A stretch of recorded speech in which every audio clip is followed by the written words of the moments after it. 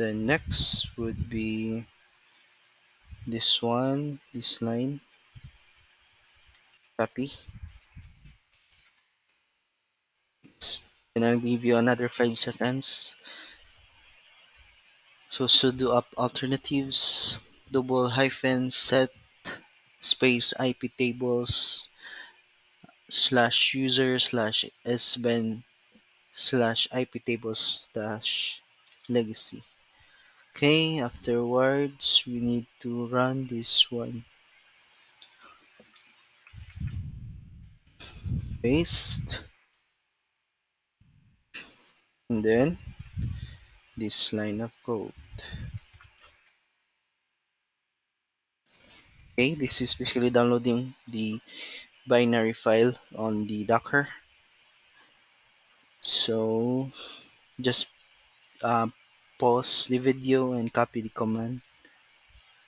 Then hit enter, and then you'll have copy this one and paste.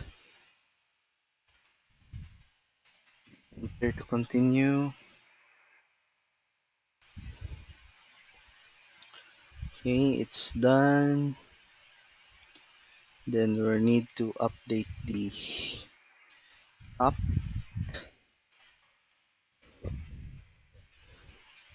Just need to clear this one first.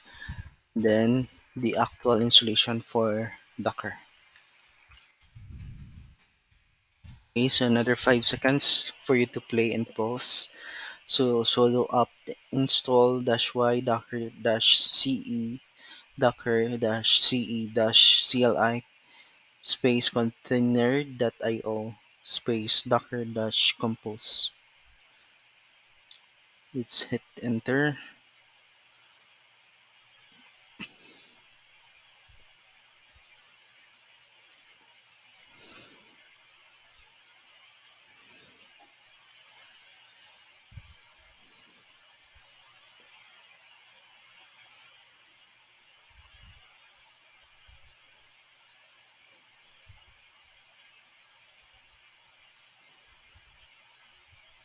Okay, so after running it, we need to add the user group.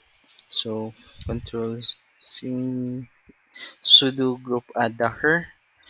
No worries if it says group docker already exists. This is just to be sure that the group it was already been added to the group, and then you need to run this command as well. So sudo user mode dash ag docker, then the current user, and then um, we can have this script so that the docker would run every time we open the terminal. But for this video, we will not have that one, but we could have um, use su user clear docker status service docker status. So we need to run it. So sudo service docker start.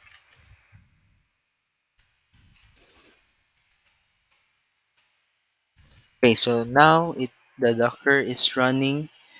We could verify if we could be able to run something. So we'll have this docker copy. So actually for you to access the main docker daemon, you need to put service, and then you could have docker start, docker stop, docker restart, and for the showing the current images, so you have docker images, Docker stats, like that one. So we just need to copy this again. So this is S3 Ninja, basically simulating the Amazon S3. So we'll need to run this one and check if we could be able to deploy something on this Docker and copy. We'll just make this one as detach so that it would run in background without um, embedding the terminal. So let's have I think dash d first. So now it's not being able to see the image locally, so it will need to download it from online.